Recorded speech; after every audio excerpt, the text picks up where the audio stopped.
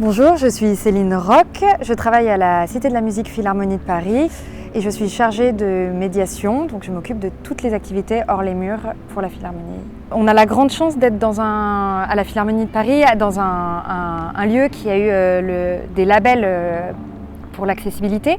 On fait attention à ce que toutes nos activités soient accessibles. Donc accessible, ça veut dire quoi? Ça veut dire qu'elles sont ouvertes à différents handicaps. Voilà, nous essayons vraiment d'être très inclusifs sur cet aspect-là.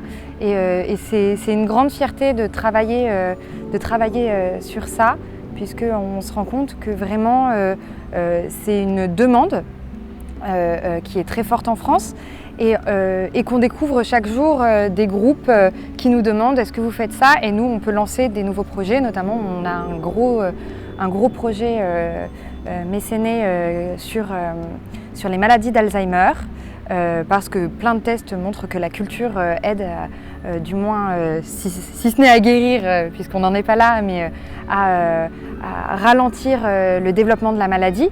Donc ça c'est vraiment, c'est plus que juste du simple loisir, on est vraiment dans l'accessibilité dans le domaine de la santé publique. La surdité, surtout ici, ça a vraiment une connotation particulière, parce qu'on pourrait se dire justement que nous on pourrait s'affranchir en tant que Cité de la musique complètement de ce handicap-là. Et en fait, pas du tout, parce que déjà il existe plusieurs types de surdité. Il y a des personnes qui sont appareillées qui de fait peuvent entendre.